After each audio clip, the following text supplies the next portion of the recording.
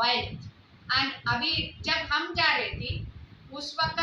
यह था कि हम दोनों पक्ष को बिठाकर बात करने के लिए यदि केंद्र सरकार और राज्य सरकार कोशिश करती होगी तो वो पॉसिबल था। और आज स्थिति ऐसा है कि वो दोनों पक्ष को ही एक साथ लाना बहुत मुश्किल है, और केंद्र सरकार भी और राज्य सरकार को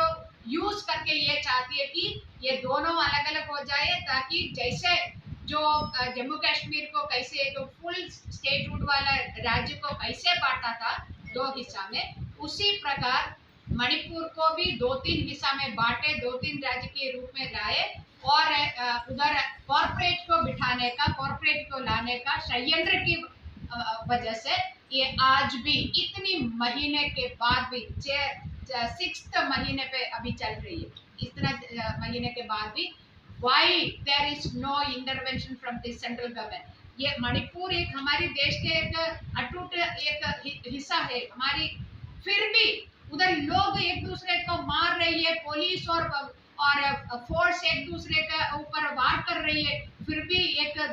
देश को चलाने वाला सरकार इसमें इंटरवीन नहीं करना चाहिए। तो ये तमाम चीज से इसका कोई हिडन एजेंडा है, वो एजेंडा कॉर्पोरेट के पक्ष वाला एजेंडा है मणिपुर का मुद्दे को लेके, और महिला आरक्षण को लेके ये है, this is nothing but a betrayal of the women of this country. He was continuously doing it, and this is, it is an unpardonable, and I don't know, you are just insulting the women of this country by passing the bill in such a way. एक और बात हम बताना चाहती हूँ कि अभी क्यों 2014 से उनका मेजोरिटी था, 2019 में इसका पार्टी का बीजेपी का अपना खुद का मेजोरिटी था, अभी तक एक भी शब्द ना बोल के अचानक कैसे ये स्पेशल सेशन, और फिर जो ये महिला आरक्षण का बात, महिला फेडरेशन NFIW 2021 में उच्चतम न्यायालय के अंदर एक BIL फाइल किया था। लगभग सभी राजनीतिक पार्टी अपना घोषणा पत्र में, इंक्लूडिंग बीजेपी, घोषणा पत्र में ये बताया था कि महिला आरक्षण हम पास करेंगे, उसका पक्ष में है, और इस सरकार का बहुमत है, फिर भी ये सरकार, मोदी सरकार कुछ नहीं बोल रही, इसलिए आप इसमें इंटरव्यू करे करके हमने 2021 में सुप्रीम कोर्ट के सामने गया था। प्रशांत भूषण हमारे लिए अपियर हो रही है, और जो इस सितंबर 5 तारीख का जो डेट था, उस डेट से पहले,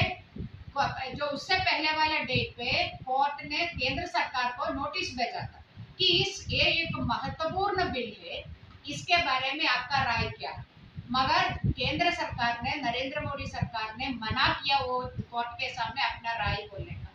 और सितंबर 5 तारीख को कोर्ट ने एडिशनल सॉलिसिटर जनरल मोदी सरकार के लिए पेश हुआ था, और जज ने एडिशनल सॉलिसिटर जनरल को इतना झाड़ा था कि आपने कोर्ट के सामने हाँ या ना भी नहीं बोलना सही नहीं समझा करके डांटा, और बोला है कि अगली जो तारीख अक्टूबर 11 है, तारीख से पहले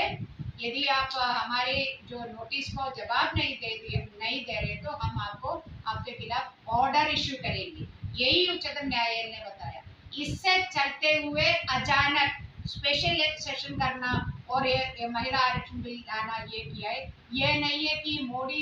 नरेंद्र मोदी का महिला के प्रति, महिला की सशक्तिकरण के प्रति बहुत जो इच्छा है, इस वजह से उसका 1%, क्योंकि ये महिला सशक्तिकरण, खास कर इसका राजनीतिक सशक्तिकरण, महिला की बराबरी का जो हक है उसके पक्ष में नहीं है, वो दिखा रहे ये बिल के साथ ये दो जो क्राइटेरिया अटैच करने का। और यदि वो महिला का सशक्तिकरण का पक्ष में था, पहले से ही कर सकती थी, नहीं पहले नहीं किया, कोई बात नहीं, अभी जो कर रही है 370 हटाने वाले एक दिन में ही लागू करवा सकती है, तो ये भी क्यों कोई जो टाइम लिमिट और जो डेट ना अनाउंस करके, टाइम लिमिट ना बता के आपने अनिश्चित काल तक इसका फायदा महिला को ना क्यों पास किया? अभी बोल रहे भगवान है, हम बोल रहे इस देश का सुप्रीम कोर्ट भगवान है। सुप्रीम कोर्ट के वजह से it was Narendra Modi and his government was forced to bring this bill and do something on it, and he is not willing to see that women are sitting there in equal number, sitting there in the parliament, and making their involving in law making process. That is why the criteria and these conditionalities along with the bill he passed, and now nobody knows which women will be benefited out of it after 50 years. Why not tomorrow? Why not? Okay, for the coming assembly election it may not be possible, but why not for the next parliament election? He बोले कि इतना क्या है जो दृढ़ निश्चय का प्रधानमंत्री है, स्थिरता चाहिए सरकार का और दृढ़ निश्चय होना चाहिए प्रधानमंत्री को। इतना दृढ़ निश्चय वाला प्रधानमंत्री है तो क्या महिला से डरती है? महिला संसद में बैठकर प्रश्न करेगी आपसे, इस वजह से आप डर रही है, इस वजह से आप ये क्राइटेरिया के साथ कोई इसका फायदा महिला